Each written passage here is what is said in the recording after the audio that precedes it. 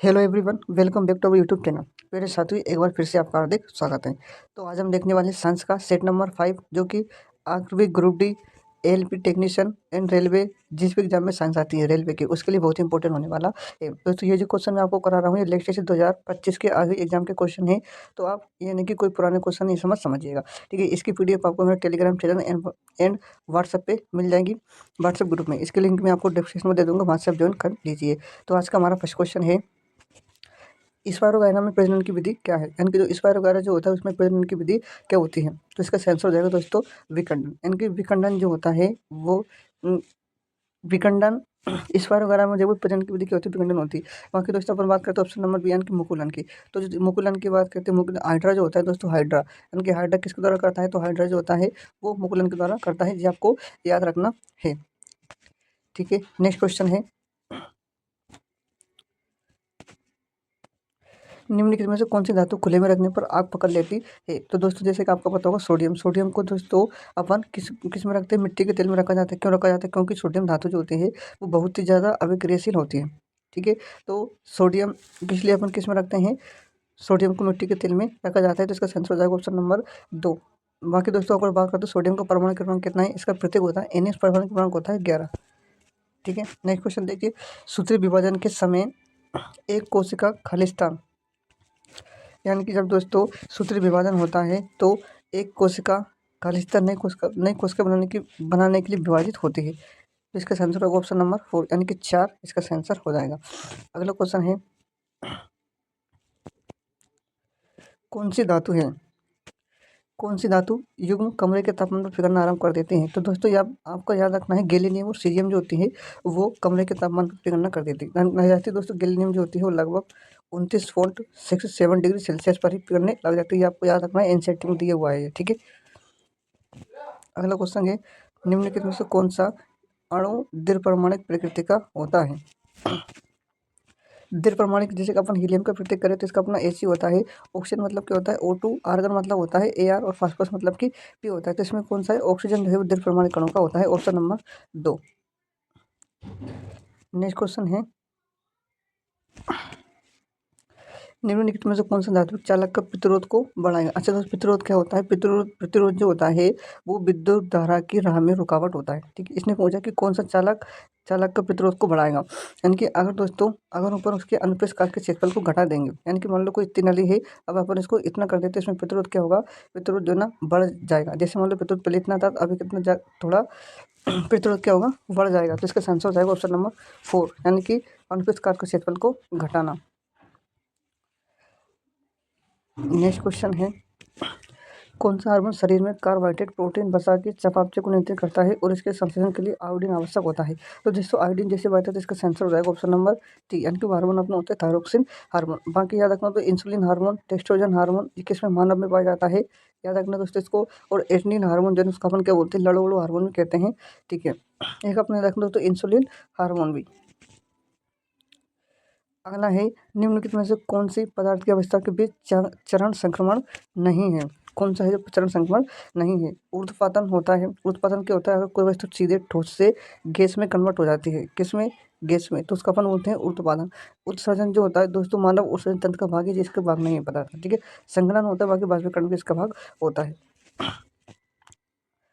अगला क्वेश्चन है, कार्बन के यौगिक जिसमें कार्बन परमाणु के बीच एकल आबंध होते हैं उन्हें क्या कहा जाता है? तो दोस्तों, एकल आबंध जो होते हैं उनको अपन कहते हैं संतृप्त यौगिक। एकल आबंध किसमें होता है? तो एल्केन होता है। यानी कि अगर कार्बन कार्बन के बीच में सिंगल बंध होता है तो उसका अपन संतृप्त यौगिक कहते हैं। अगर कोई डबल बॉन्ड या कोई ट्रिपल बॉन्ड देखिए कार्बन कार्बन के बीच में, तो ये अपने असंतृप्त यौगिक कहलाते हैं। यानी कि एल्कीन और एल्काइन जो होते हैं वो क्या कहलाते हैं? असंतृप्त यौगिक कहलाते हैं।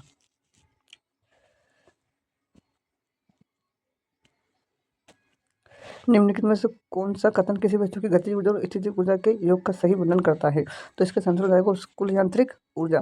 दोस्तों, गतिज ऊर्जा का अगर फॉर्मूला पूछे तो याद रखना 1/2 mv² होता है। भी अगर स्थितिज ऊर्जा का पूछे तो mgh होता है। दोनों फॉर्मूला आपको याद रखना, इन दोनों का योग जो होता है वो क्या कहलाता है? तो यांत्रिक ऊर्जा कहलाता है। नेक्स्ट क्वेश्चन है, मटर का पौधा अन्य पौधों की अपेक्षा अन्य पौधों या बाणों पर निम्नलिखित में किसकी सहायता से चढ़ता है? जड़ों की सहायता से, वायदल, कांटे, प्रतान। तो इसका आंसर हो जाएगा दोस्तों ऑप्शन नंबर 4 यानी कि प्रतान की सहायता से।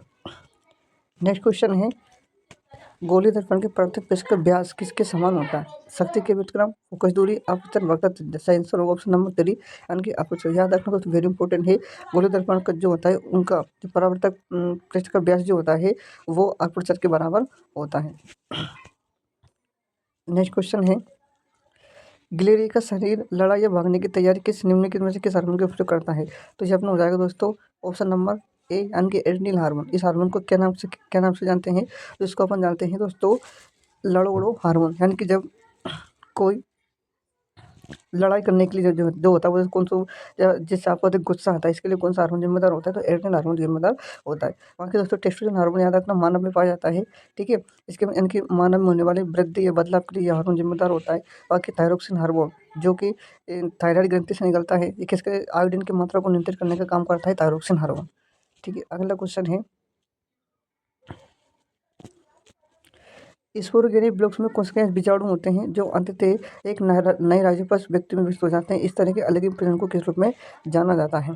तो इस तरह का प्रजनन जो होता है नए बीजाणु, तो इसका अपन बोलते हैं बीजाणु निर्माण। पुनर्जन्म नहीं होगा, मुकुलन नहीं होगा, जो हाइड्रम होता है कायिक पतन जो पेड़ वनस्पति में होता है, याद रखना है आपको। अगला क्वेश्चन देखिए, द्रवों में विसरण की दर ठोसों की तुलना में अधिक होती है। क्यों होती है दोस्तों? क्योंकि द्रव जो होते हैं विसरण की दर ठोसों की तुलना में क्या होती है? अधिक होती है, क्योंकि द्रव के कण जो है ना द्रवों में दूर दूर होते हैं, जबकि ठोसों में क्या होते हैं? पास पास होते हैं। इसका सेंसर क्या होगा? द्रव अवस्था में कण केवल स्वतंत्र रूप से गति करते हैं, उनके बीच अधिक स्थान नहीं होता है। द्रव अवस्था में कण स्वतंत्र रूप से गति नहीं करते, लेकिन उनके बीच अधिक स्थान होता है। इसका सेंसर हो जाएगा दोस्तों, द्रव अवस्था में कण केवल स्वतंत्र रूप से गति, इसका सेंसर हो जाएगा दोस्तों ऑप्शन नंबर 2 यानी कि द्रव अवस्था में कण जो होते हैं स्वतंत्र रूप से गति करते हैं, उनके बीच में अधिक स्थान होता है। दोस्तों ठोस जो होते हैं उसमें कम स्थान होता है। नेक्स्ट क्वेश्चन है, निम्नलिखित में से कौन आर्गन का संभारक है? आर्गन का संभारक जो होता है मतलब कि आर्गन की द्रव्यमान संख्या। आर्गन अगर बात करते हैं क्या होता है, यानी कि आर्गन अपना होता है 18 AR, इसका परमाणु क्रमांक 18, अगर द्रव्यमान की बात करते हैं 18 36 पॉइंट लगभग 40 के समथिंग होता है। इसके समान अपन को देखना है, तो अपन बात करते हैं कि इसका कैल्शियम का परमाणु क्रमांक कितना होता है दोस्तों? इसका होता है अपना 20 का अगर दोगुना करूंगा तो परमाणु बाहर यानी कि संभारक निकल जाएगा, तो 40 लगभग। तो इसके समकालीन कौन सा होगा? कैल्शियम होगा। क्लोरीन का 17, 17 दूना 34 आ गए। इसका परमाणु क्रमांक होता है 17, ठीक है। सोडियम का कितना होता है? 11, ये आपको याद रखना है, ठीक है। अगर इसका मैं परमाणु संभारित निकालता हूँ तो क्या है? 17 दूने इसका डबल हो जाता है, 17 दूने 34, इसका कितना आ जाएगा? 11 दूने 22। अगला क्वेश्चन देखिए, पृथ्वी की सतह से के निकट एम द्रव्यमान की वस्तु पर गुरुत्वाकर्षण के कारण त्वरण। सबसे पहले बात देखो गुरुत्वाकर्षण फॉर्मूला क्या होता है? जी बराबर होता है दोस्तों, गुरुत्वाकर्षण बल बराबर क्या होता है? गुरुत्वाकर्षण जो होता है इनकी गुरुत्वाकर्षण बल बराबर क्या होता है? एफ बराबर होता है अपना G m1 गुणित M1 गुणित के M2 बटे R स्क्वायर। तो दोस्तों इसमें जो द्रव्यमान जो होता है उसका कोई भी काम नहीं होता है, इनका द्रव्यमान एम से स्वतंत्र रहता है। कैसे? अब दोस्तों आपसे पूछेगा जी का मान कितना होता है, तो 6.67 इंटू 10 की घात माइनस के 11 मीटर होता है, ठीक है। ये आपको याद रखना है।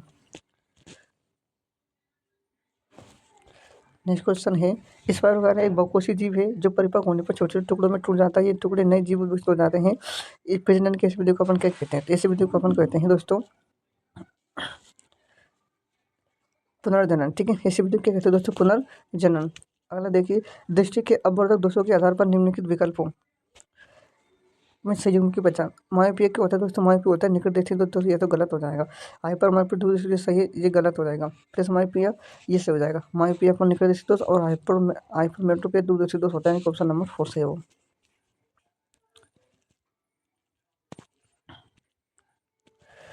निम्नलिखित में से किसी स्थिति में किया गया कार्य ऋणात्मक होगा? यानी कि जब बल जो है वस्तु की दिशा के विपरीत होगा तब कार्य अपना क्या होता है? ऋणात्मक होता है, क्योंकि कोस थीटा बराबर 180 डिग्री बनेगा। अपन जानते हैं कि जो कार्य जो होता है वो क्या होता है, यानी कि डब्ल्यू बराबर अपना होता है एफ इंटू डी और कोस थीटा। यानी कि थीटा का मान विपरीत मतलब होता है, जैसे कि कोई वस्तु इसमें इधर और इधर लग रहा मतलब 180 डिग्री का कोण बनेगा, तो कोस 180 डिग्री का मान कितना होता है? 0 होता है। तो कार्य कितना होगा? सॉरी 1 होगा, यानी कि माइनस में होगा, यानी कि माइनस के 1 ऋणात्मक कार्य होगा। अगला देखिए, पौधों की वृद्धि केवल कुछ विशेष क्षेत्रों में होती है, क्योंकि अच्छा की वृद्धि के लिए कुछ विशेष क्षेत्रों के लिए कौन सा ऊतक आवश्यक होता है दोस्तों?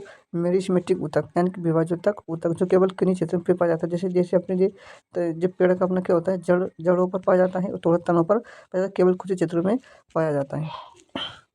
अगला क्वेश्चन, धारावाहिक परिनलिका के अंदर चुंबकीय क्षेत्र रेखा किस प्रकार होगा? तो अपनी होती है संकृत वृत्त। ऑप्शन नंबर 2 इसका आंसर होगा। अगला क्वेश्चन है, निम्नलिखित में से कौन सी ऊर्जा सही होने पर यांत्रिक ऊर्जा को प्रतिबिंब करती है? अच्छा दोस्तों, यांत्रिक ऊर्जा क्या होता है? स्थितिज ऊर्जा प्लस गतिज ऊर्जा। दोस्तों क्वेश्चन दोबारा रिपीट है, ठीक है। अगला देखिए, बरौर फलम के पत्ते के किनारे पर बनी कनिकाएं मिट्टी पर गिर जाती नहीं पौधे में। अच्छा, मिट्टी पर गिर जाती नहीं पौधे में विकसित हो जाती है। इस प्रकार के जिनको कहते हैं अपन दोस्तों कायिक परिवर्तन। जैसे दोस्तों सिंपल सा होता है अपना पेड़ को उगाना, यानी कि पेड़ उगाना एक सीधा कायिक परिवर्तन का उदाहरण होता है। जैसे जैसे तापमान बढ़ता है वैसे वैसे गतिज ऊर्जा। नेक्स्ट क्वेश्चन है दोस्तों हमारा, जैसे जैसे तापमान बढ़ता है पदार्थ की कौन सी गतिज ऊर्जा क्या होती है दोस्तों? बढ़ जाती है। ऑप्शन नंबर 3 इसका आंसर होगा। ओके दोस्तों, थैंक यू। जय हिंद, जय भारत। ये था हमारा आज का साइंस का